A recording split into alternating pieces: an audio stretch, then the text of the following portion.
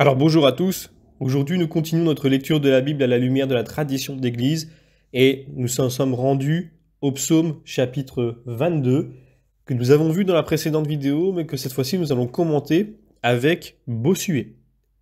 Comme toujours, nous remercions les éditions Annecy devenues Mediapol d'avoir mis à notre disposition ces textes qui nous permettent de faire ces vidéos et nous nous remettons entre les mains du Seigneur.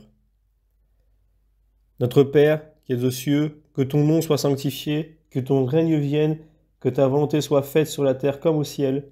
Donne-nous aujourd'hui notre pain de ce jour. Pardonne-nous nos offenses, comme nous pardonnons aussi à ceux qui nous ont offensés, et ne nous laisse pas entrer en tentation, mais délivre-nous du mal. Également, nous nous remettons entre les mains de notre Mère bienveillante, la Vierge Marie. Je vous salue Marie, pleine de grâce, le Seigneur est avec vous. Vous êtes bénie entre toutes les femmes, et Jésus, le fruit de vos entrailles, est béni. Sainte Marie, Mère de Dieu, priez pour nous pauvres pécheurs, maintenant et à l'heure de notre mort. Amen. Et comme toujours, nous demandons spécifiquement à l'Esprit Saint qui corrige en nous les erreurs éventuelles qui peuvent provenir de notre cœur. Alors voilà, sans plus attendre aujourd'hui, nous allons prendre un commentaire complet. Donc c'est un format un peu différent qu'habituellement. Et donc c'est bien de temps en temps aussi de changer. Dans cette partie, nous allons faire une introduction de ce psaume à l'aide d'un commentaire de Bossuet. Donc je ne vais être que en train de lire le commentaire de Bossuet. Nous allons voir la première partie du psaume, car le psaume est coupé en deux parties. Ce ferait trop long pour une seule vidéo. Donc nous allons faire une première partie qui concerne, donc c'est la première partie du psaume, où est exprimé le délaissement de Jésus-Christ. Ensuite, nous ferons une seconde vidéo, où nous aurons donc la deuxième partie, où Jésus-Christ invoque Dieu de nouveau, et à ce coup il est écouté, il ressuscite et convertit les gentils. Donc voilà, donc je commence la lecture. Donc explication littérale du psaume sur la passion et le délaissement de notre Seigneur Jésus-Christ. Donc le psaume 22. Chargé des péchés du monde, Jésus-Christ, qui voulait nous faire sentir que ce divin psaume était tout à lui, depuis le premier mot jusqu'au dernier, le commença sur la croix avec un grand cri pour nous apprendre à le continuer dans le même sens et pour ainsi dire sur le même ton, et poussa en son propre nom jusqu'au ciel, qui lui paraissait implacable cette plainte « Mon Dieu, pourquoi m'avez-vous abandonné ?»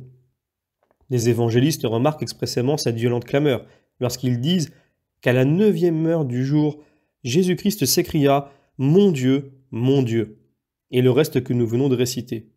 Saint Paul, dans l'Épître aux Hébreux, joint les larmes à ces cris. Et si Jésus a pleuré si amèrement sur la ruine prochaine de Jérusalem, s'il a pleuré Lazare mort, encore qu'il alla le ressusciter, on doit bien croire qu'il n'aura pas épargné ses larmes sur la croix, où il déplorait les péchés et les misères du genre humain. Ce fut donc avec un grand cri et beaucoup de larmes qu'il prononça ces paroles « Mon Dieu, pourquoi m'avez-vous délaissé ?» Ces mots contenaient aussi en abrégé tout l'essentiel de son supplice dans le personnage qu'il faisait alors de pécheur, puisque la propre punition du pécheur, c'est d'être délaissé de Dieu, qu'il a quitté le premier pour être livré à ses ennemis et à soi-même. Or, pour entendre comment Jésus-Christ, qui était la sainteté même, a pu devenir pécheur, il faut se souvenir avant toute chose qu'il ne l'est pas devenu par une sainte fiction, mais selon la vérité de cette parole, Dieu a mis sur lui l'iniquité de nous tous, et encore, il a porté nos péchés dans son corps sur le bois de la croix, afin que, morts au péché, nous vivions à la justice. Et encore, celui qui n'a pas connu le péché, Dieu l'a fait pécher pour nous, afin que nous fussions faits en lui justice de Dieu. Quiconque se rend caution, se rend véritablement débiteur.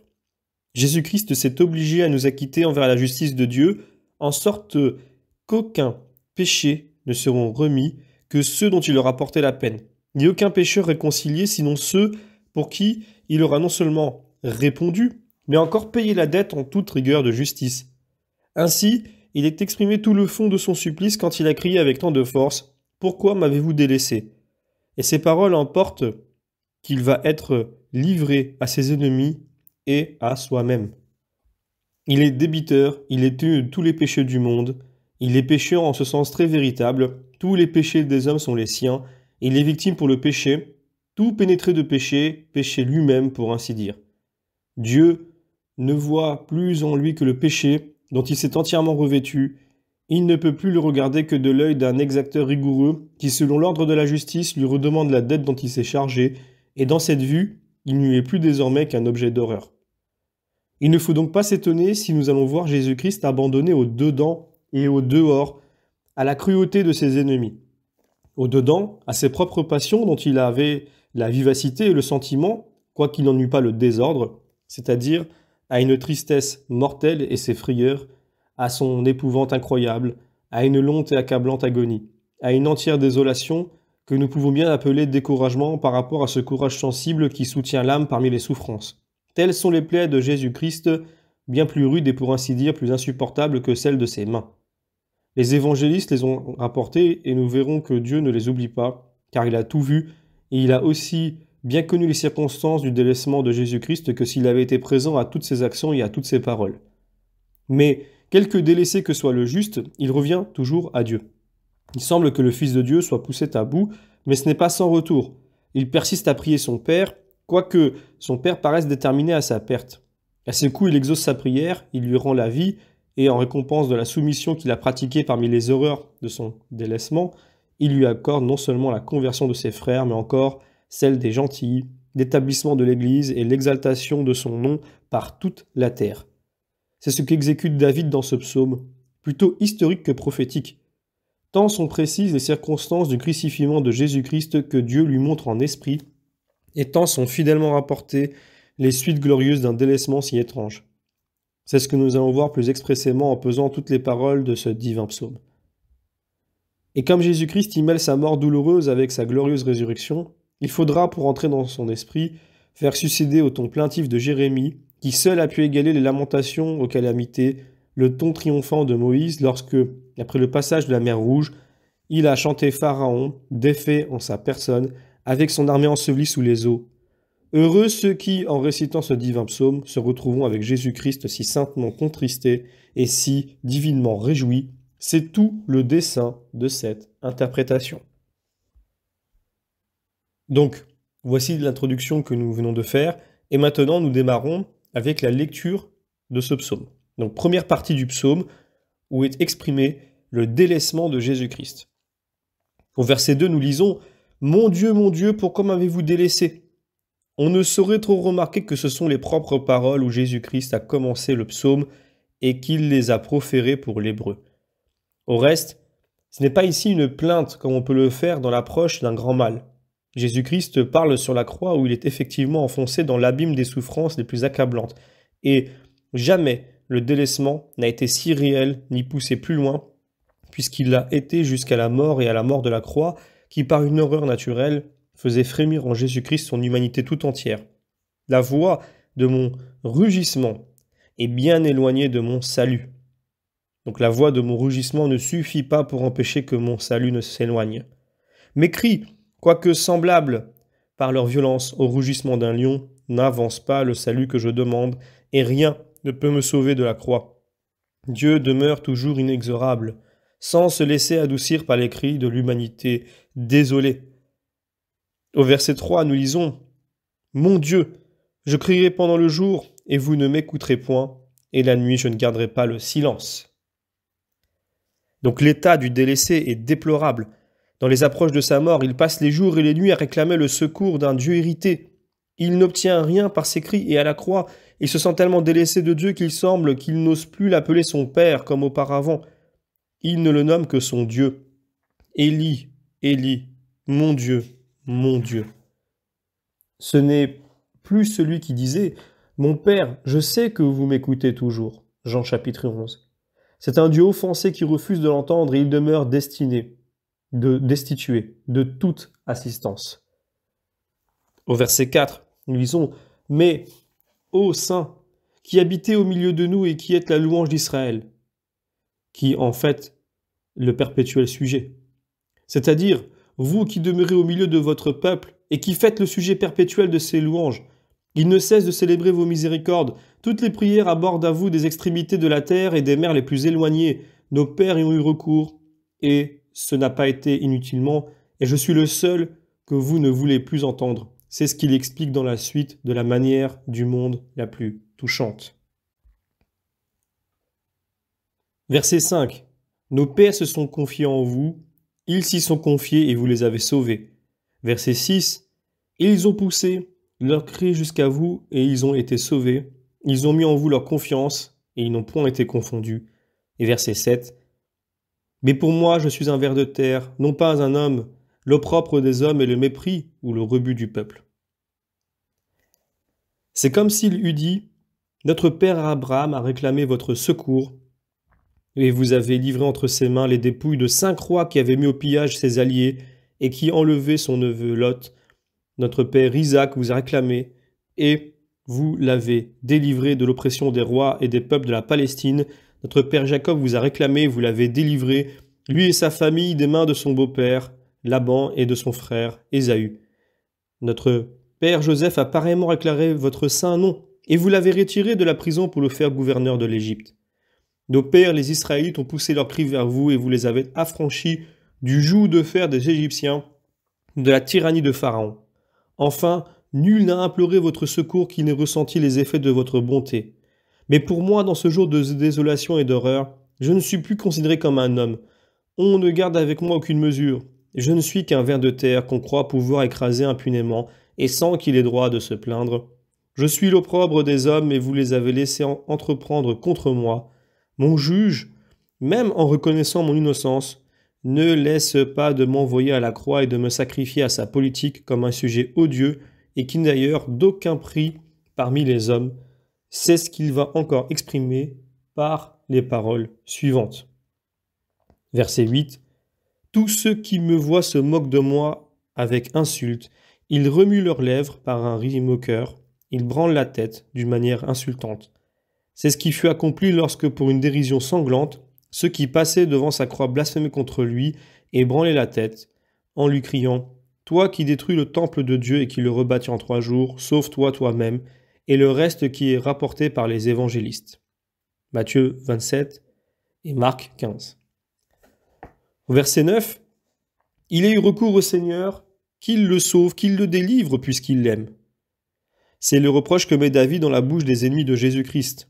Nous ne lisons pas dans l'histoire de ce prince qu'on lui ait jamais fait un tel reproche, quoique nous y voyons tout au long les sanglants outrages ou les imprécations d'un séméi. Il n'y a que Jésus-Christ seul en qui cette plainte est un accomplissement littéral, car David ne fait autre chose en cet endroit que de rapporter en abrégé ce qu'ont écrit de Jésus-Christ les évangélistes, que les princes des prêtres se moquèrent aussi de lui, avec les docteurs de la loi et les sénateurs en disant « Il a sauvé les autres et il ne saurait se sauver lui-même. S'il est le roi d'Israël, qu'il descende présentement de la croix, et nous croirons en lui. Il met sa confiance en Dieu. Si donc Dieu l'aime, qu'il le délivre, puisqu'il a dit « Je suis le Fils de Dieu ». Il faut ici remarquer en particulier ces paroles, qu'il le délivre puisqu'il l'aime, que David n'a pas oublié et que contiennent tout l'essentiel du reproche qu'on faisait à Jésus-Christ. Dieu a permis que ce prophète ait vu en esprit toute la substance des blasphèmes que ses bouches impies vomissaient contre Jésus-Christ. Mais le Saint-Esprit, qui a voulu que David les rapportât en abrégé, les a étendus plusieurs siècles avant Jésus-Christ dans le livre de la sagesse, qui fait prononcer ces paroles aux impies contre le juste.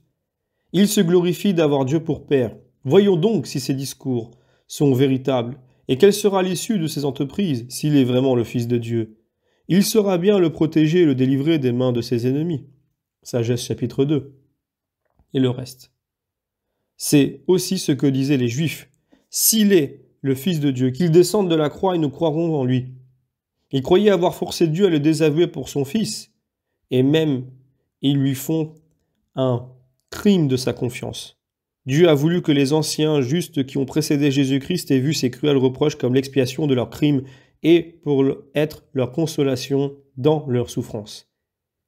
Donc après avoir exprimé l'abondement de Jésus-Christ, l'abandonnement de Jésus-Christ et le comparant avec les pères qui n'ont pas invoqué Dieu inutilement, Dieu vient à Jésus-Christ même et il remarque qu'il n'a pas toujours été traité avec cette dureté.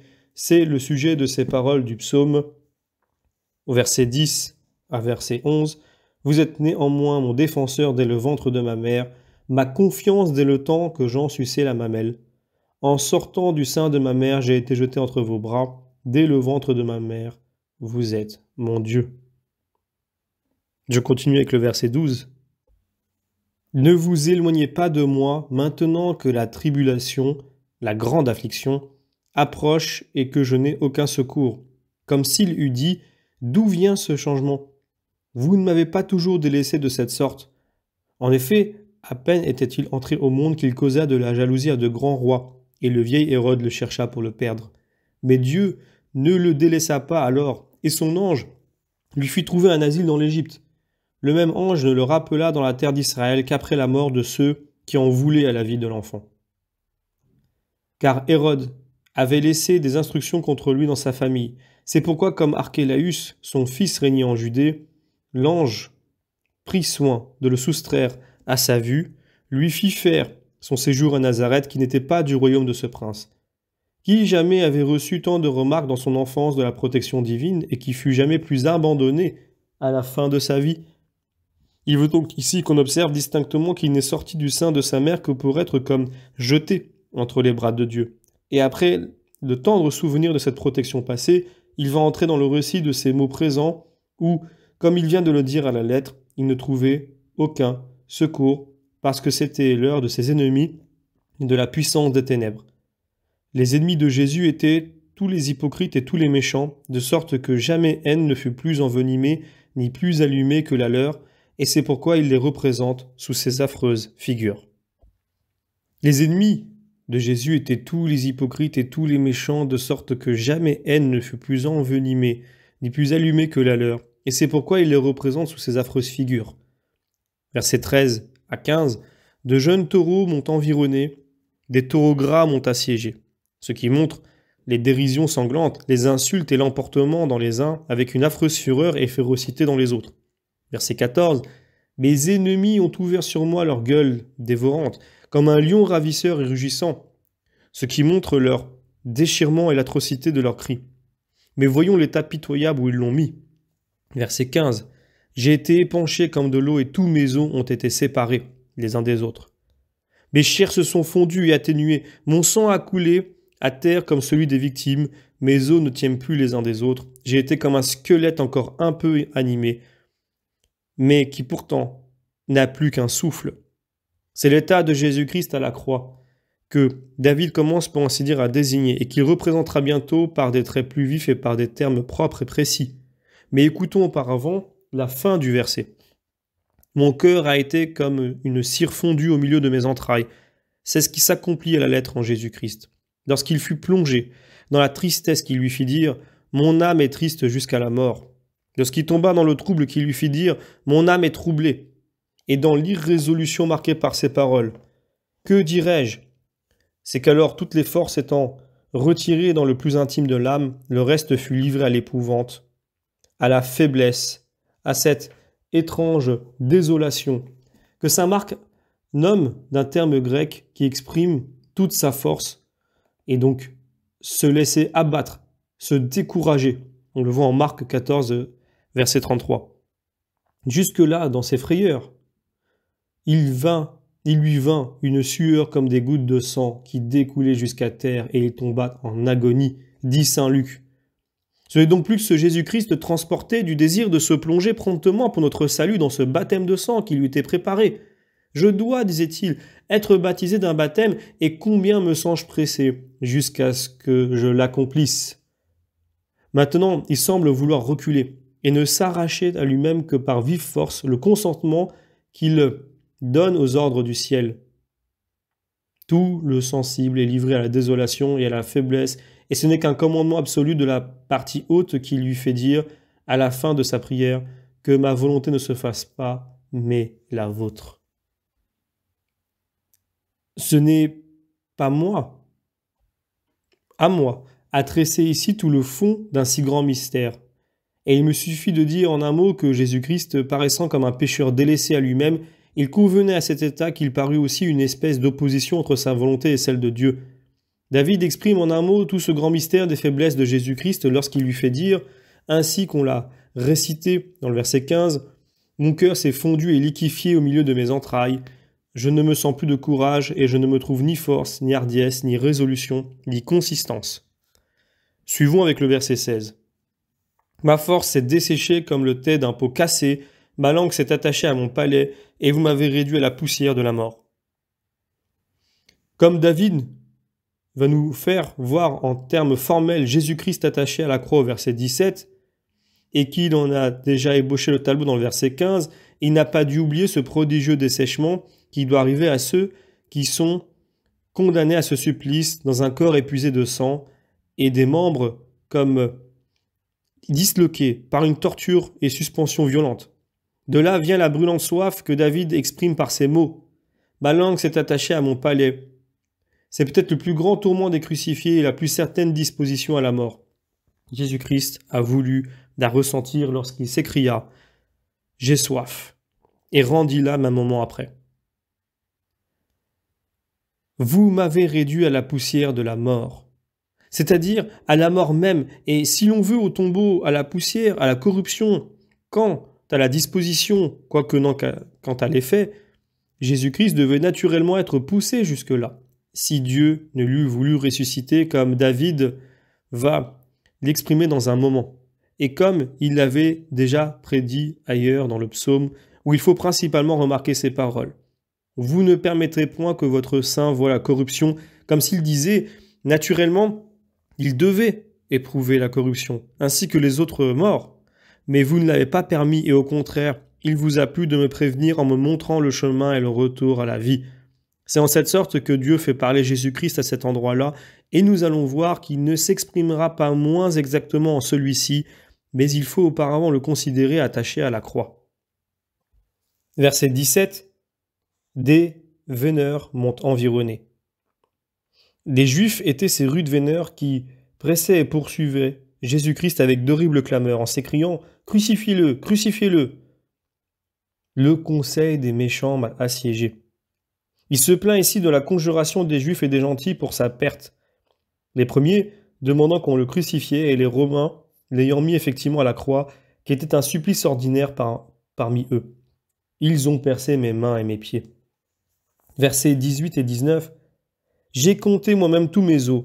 Voilà ce qu'ils ont vu en moi lorsqu'ils m'ont considéré. Ils ont partagé mes vêtements entre eux, et ils ont jeté le sort sur ma robe. À ce coup, il n'y a pas moyen de méconnaître Jésus-Christ, et pour exprimer son crucifiement, il n'y avait point de terme plus propre que ceci. Ils ont percé mes mains à mes pieds, ni rien de plus expressif que ce dénombrement des os dans un corps décharné, et qui n'était plus qu'un squelette, pour signifier cette extension violente des membres suspendus qui pesaient sur leurs plaies et ne pouvaient pour ainsi parler que se disloquer eux-mêmes par leur propre poids. Mais pesons en particulier ces paroles du verset 18. Voilà ce qu'ils ont vu en moi lorsqu'ils m'ont considéré. C'est-à-dire, ils ont vu mes mains et mes pieds percés, ils ont vu mon corps étendu et mes os qu'on pouvait compter, ils m'ont vu exposé nu aux yeux du peuple et aux leurs, ils ont considéré attentivement ma nudité ignominieuse, et après m'avoir dépouillé, ils ont partagé mes vêtements entre eux et ont jeté le sort sur ma robe. Il faut ici remarquer qu'il parle de ceux-là même qui ont percé ses mains et ses pieds. Et cette circonstance des habits partagés n'est pas indifférente au crucifiement, car elle en fait voir une suite. Et cette suite, c'est que les soldats qui l'ont mis en croix, où ils devaient le garder, et qui lui avaient ôté ses habits, les ont regardés comme leurs dépouilles et les ont partagés, comme on fait de ceux d'un homme mort qui n'a plus rien sur la terre. Qu'on dise maintenant en quel endroit de la vie de David on peut placer des événements si précis. Quand est-ce qu'il a été mis en cet état de suspension violente? Mais quand est-ce qu'il a vu jouer ses habits avec distinction, de jeter le sort sur sa robe? Quand est-ce que, encore un coup, qu'il s'est vu dépouillé et qu'il a vu du haut d'une croix jouer ses habits à des soldats qui venaient de lui percer les mains et les pieds? Toute l'infidélité des hommes ne peut que demeurer court et avoir la bouche fermée en cet endroit du psautier. C'est ainsi que le délaissé fut poussé à l'extrémité. Il est enfin à la croix, d'où, parmi les horreurs du dernier supplice, il voit partager ses habits Et après une si sanglante exécution, il paraît qu'il ne reste aucune ressource à l'humanité désolée. Mais il n'en est pas ainsi, et au contraire, c'est là que commencent les merveilles de Dieu, dans la seconde partie de ce divin psaume. Donc voilà, c'est le commentaire de Bossuet sur cette première partie du psaume, et je vous donne rendez-vous donc pour la prochaine vidéo où nous le continuerons sur la seconde partie. Je vous remercie pour votre fidélité et vous dis à très bientôt.